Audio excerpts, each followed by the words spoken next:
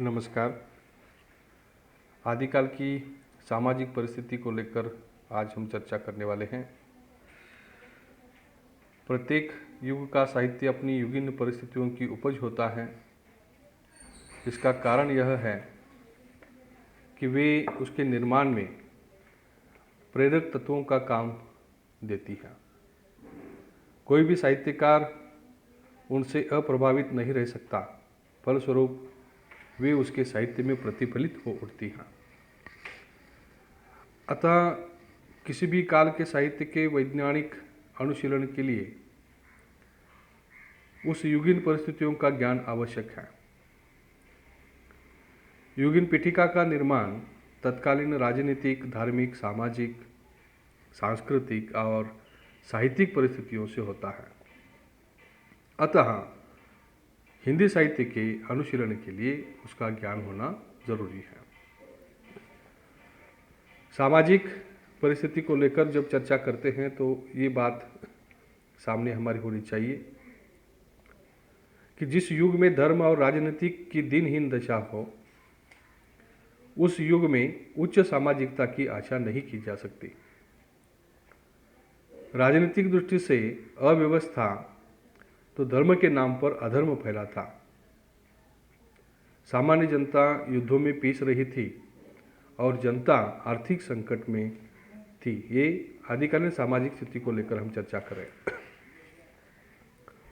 उसके अंतर्गत एक आ जाता है कि जाति व्यवस्था।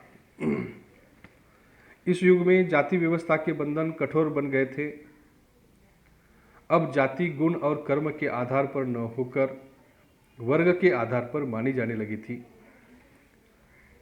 एक जाति की अनेक उपजातियां होने लगी थी। छुआछूत के नियम कड़े होते गए। ब्राह्मण और क्षत्रिय दोनों ही उपजातियों में बंटते चले जा रहे थे।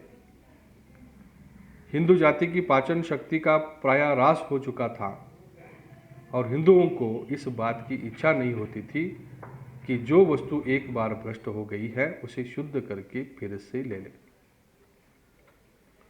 उस समय रूढ़िग्रस्त धर्म के समान समाज भी रूढ़िग्रस्त हो चुका था। राजपूत जाति का अभ्युदय इस काल की महान घटना है। वे 36 कुलों में बट गए थे। ब्राह्मणों, क्षत्रियों का प्रभाव वैश्य और शूद्रों पर पड़ना अनिवार्य था। अतः वे भी और उपजातियों में विभाजित हो गए।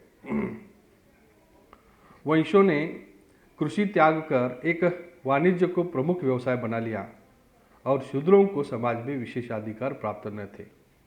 उनका जीवन पर सेवा के लिए ही था। ऊपर उठने के लिए उनके पास कोई साधन नहीं था। ये जाति व्यवस्था को लेकर आदिकाल की परिस्थिति के संबंध में हमने चर्चा की। दूसरा मुद्दा इस प्रकार का है कि रूढ़िग्रस्त समाज। आदिकाल के रूढ़िग्रस्त धर्म के समान समाज भी रूढ़िग्रस्त हो चुका था। उस युग में सामंती वीरता और वंश कुलीनता का बोलबाला था। राजपूत जाति वीरता और आत्मोत्सर्ग के लिए प्रसिद्ध थी। राजपूत नारियां भी पीछे नहीं थी। उस समय जौहर उनके आत्म बलिदान और शौर्य का प्रतीक था। उस समय स्वयंवर प्रथा एक अन्य सामाजिक विशेषता थी। मुस्लिम आक्रमणों की वजह से बाल विवाह और पर्दा पद्धति की प्रथा भी प्रचलित हो गई थी। राजा विलासी एवं बहुपत्नीत्व थे, इसी कारण उनके उत्तराधिकारी भी बहुपत्नीत्व थे। उस युग का समाज नैतिक मूल्यों से भ्रष्ट हो गया था। तीसरी बात आती है राजा, सामंत और सामान्य जनता के संबंध में। आदिकाल का युग राजाओं और सामंतों का युग था। उस युग के राजाओं का जीवन विलासमय था। ऐश्वर्याभिभूत नृपति वर्ग का अधिकांश समय अंतपुर में अपनी महिषियों, उपपत्नियों तथा रक्षिताओं के साथ रंग रलिया में बीतता था। राजा बहुपत्निक थे। स्वयंवर जैसे धार्मिक कृत्यों पर खून की नदियां बह जाया करती थी। चारों ओर युद्धों का वातावरण था। सामान्य जनता में मनोबल की कमी थी। हिंदू समाज जन्मगत, स्थानगत व्यवसायगत, संप्रदायगत और वंशगत जातियों एवं उपजातियों में बंट गया था, जिससे परस्पर संगठन एवं सहानुभूति का अवसर उत्पन्न नहीं हो पाता था। हर तरफ युद्धों का वातावरण था। आगे चलकर हम इस बात पर चर्चा करेंगे कि नारी के प्रति दृष्टिकोण इस काल में किस प्रकार का था। इस युग में नारी की अवस्था बहुत ही विकट थी। उसके प्रति समाज में उदात्त दृष्टिकोण नहीं था। नारी को सिर्फ भोग का साधन समझा था।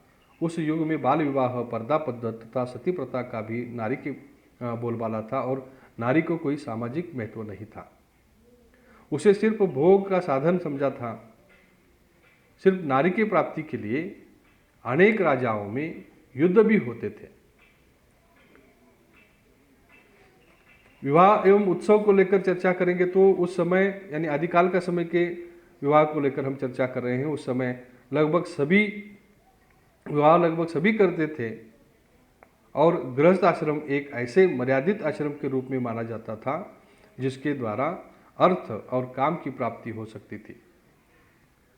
स्मृतियों में गिनाए गए ब्राह्म्य, दैव्य, आर्ष, प्राजापत्य, गांधर्व, आसुर, पिशाच और राक्षस, ये 8 प्रकार के विवाह सैद्धांतिक दृष्टि से मान्य थे। किंतु व्यावहारिक दृष्टि से ब्राह्म्य विवाह का अधिकार या अधिकाधिक प्रचार था, तो निम्न वर्ण में आसुर विवाह की प्रथा थी। स्वयंवर की प्रथा सिर्फ राजपूतों तक ही सीमित थी। मुस्लिमों के आक्रमण के पश्चात बाल विवाह की प्रथा भी रूढ़ हो गई। उस समय विधवा विवाह का निषेध था। इस काल में समाज के विभिन्न वर्गों में विभिन्न प्रकार के उत्सवों और वस्त्राभूषणों के प्रति प्रेम प्रचलित था। आखेट, मल्लयुद्ध, घुड़सवारी, द्रुत क्रीड़ा, संगीत, नृत्य आदि मनोरंजन के साधन थे और कवियों का विशेष आदर था। यानी इस उपयुक्त जो भी मैंने संक्षिप्त विवेचन दिया है, इस विवेचन से यह स्पष्ट हो जाता है कि इस काव्य में संगठित सामाजिक व्यवस्था की आशा नहीं की जा सकती थी। धार्मिक अराजकता के बीच सामाजिक जीवन आडंबरपूर्ण बनता जा रहा था। अधिकांश क्षेत्रों में राष्ट्रीय भावना का ह्रास हो गया था। समाज जाति पाति, गोत्र आदि के झगड़े में पड़कर ऐक्य की भावना भूल गया था। इस सामाजिक अवस्था का चित्र तत्कालीन हिंदी साहित्य में पूर्ण रूप से चित्रित हुआ है। यानी आदिकालीन की सामाजिक परिस्थिति को लेकर चर्चा होगी। अब आदिकालीन राजनीतिक परिस्थिति को लेकर हम चर्चा करेंगे। उसमें बहुत सारे मुद्दे हैं। पहला मुद्दा इस प्रकार का है कि अव्यवस्था और पराजय का युग। भारतीय इतिहास का यह युग राजनीतिक दृष्टि से अव्यवस्था, गृह कलह और पराजय का युग था। इस काल में भारतीय राजनीतिक जीवन के विशृंखल होने का इतिहास प्रारंभ होता है। ईसा की 7वीं 8वीं शताब्दी से 12वीं शताब्दी के राजनीतिक घटना चक्र ने हिंदी साहित्य को भाषा और भाव दोनों ही दृष्टि से प्रभावित किया था। एक ओर मुसलमानों के आक्रमण पर आक्रमण हो रहे थे, तो दूसरी ओर देश के देशी राजे आपस में लड़ते रहते। गृह कलह के कारण राजाओं की शक्ति नष्ट हो गई थी। उन्हें परखियों से पराजित होना पड़ा था। दूसरा मुद्दा आ जाता है केंद्रीय सत्ता का ह्रास।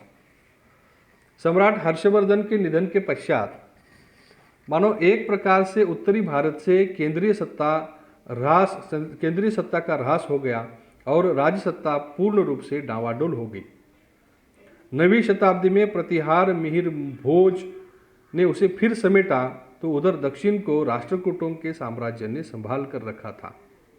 उधर अरब में नवोदित इस्लाम ने अफगानिस्तान तक अपने पैर पसारने चाहे। उस समय अफगानिस्तान भारत में अंतर्गत ही या भारत के अंतर्गत ही था, लेकिन अब मुसलमान ने सिंध को प्रवेश द्वार बनाया और 710 से 711 में सबसे पहले मोहम्मद बिन कासिम के नेतृत्व में सिंध पर दावा किया। सिंध का राजा दाहिर और उसके बेटे तिल तिल भूमि के लिए लड़े, लेकिन अंत में उन्हें पराजित होना पड़ा।